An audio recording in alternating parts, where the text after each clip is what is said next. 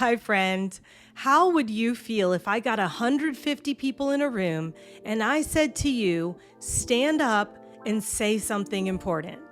Would you run from an opportunity like that, or would you gravitate to it? If that's something that sounds exciting to you, then you might just be a public speaker. Hi, my name is Danielle Kimmey Torrez, former Christian singer turned marketer and public speaker. I've had the honor of sharing the stage with huge speakers, preachers, and singers ranging all the way from like Beyoncé over here to Billy Graham on the other end. And I use what I've learned to help entrepreneurs and executives just like you build purpose-filled personal brands. Now, public speaking is a huge part of personal branding because you have to be able to communicate whether it's in person or whether it's digital. So in this video, I'm going to give you the top 5 things that I've learned in over 2 decades of public speaking. This information is not coming from ChatGPT. This is coming from my personal experience and the things that I have seen connect best with audiences. By the end of this video, you're going to know the exact areas you need to work on to make sure that you nail your presentation every time. And make sure you stick around to the end because I'm going to share a bonus from my heart straight to you. So let's start. We're going to count it down from least important to most important. Let's start with number 5. Number 5 is get rid of filler words and unnecessary intros. Have you ever seen a speaker come up and just start talking, start babbling, maybe give an awkward joke or something like that? They're shuffling their feet, they're trying to find their place, and immediately you get disconnected from the information they're trying to share. They look like a novice, they look nervous, like they don't know what they're doing. Instead of doing that, you want to walk directly to your podium or wherever it is that you're going to stand. You want to plant your feet firmly, about shoulder width apart, maybe a little bit more than shoulder width apart, and just launch directly into your speech. So whether you're starting with a story, or whether you're starting with point number 1, it doesn't matter, just get right into it. Even comedians plan their first joke. They don't just get up there and start making jokes. They know exactly what they're gonna say and they captivate the audience immediately.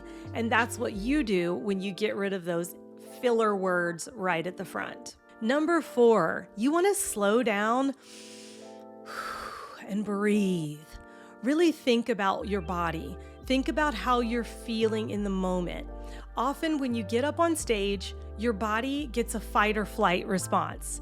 Your body thinks, oh, I'm nervous. So, your palms get a little sweaty, your knees might get a little weak. You get those internal jitters and you might start to shake a little bit. I want you to remind yourself at this moment, you are not nervous. You are excited.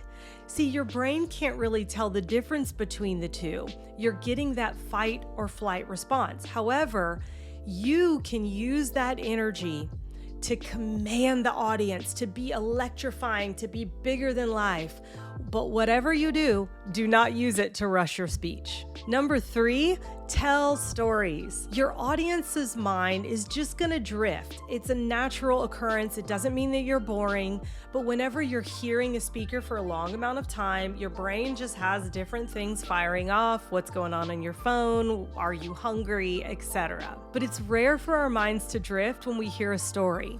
Stories actually open what we call a story loop in the mind, and we are hardwired to make sure that when we hear the beginning of a story, we know its conclusion. So you want to bring stories in, not just to capture attention, but also for human connection. If you're giving a talk that is information heavy, you want to bring in that human emphasis, that human experience, and connect it with the principle that you are trying to teach. Number 2, don't fixate on practicing a script.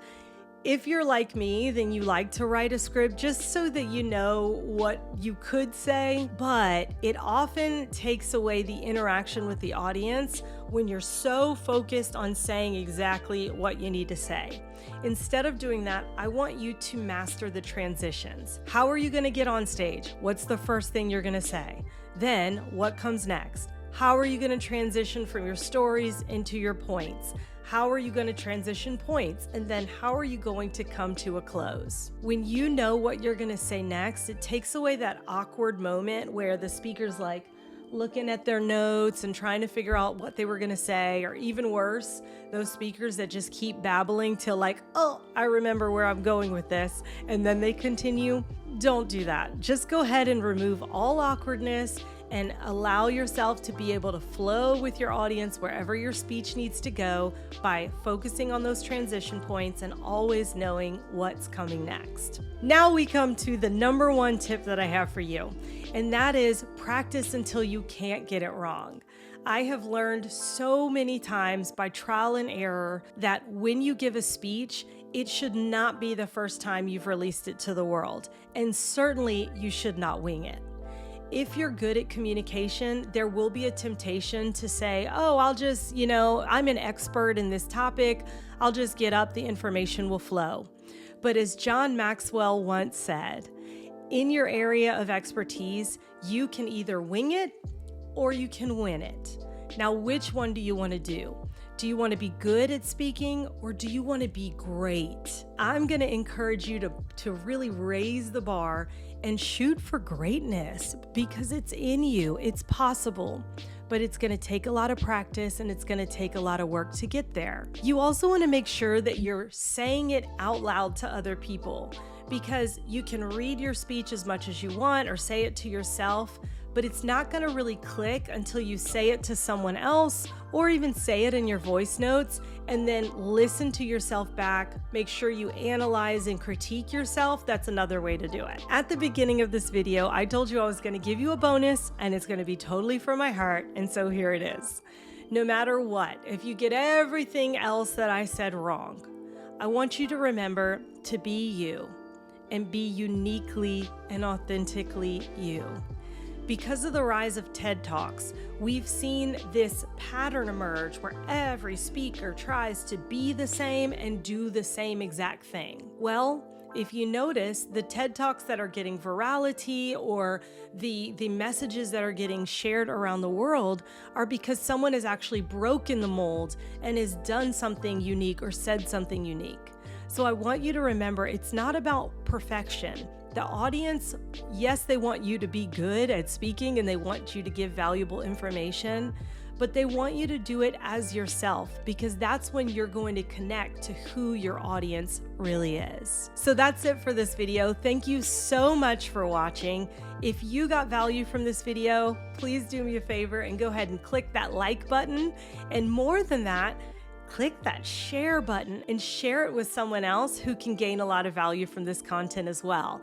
If you're new here, I'd love for you to subscribe and check out some of these other videos that I have for helping entrepreneurs and executives build purpose-filled personal brands. See you next week.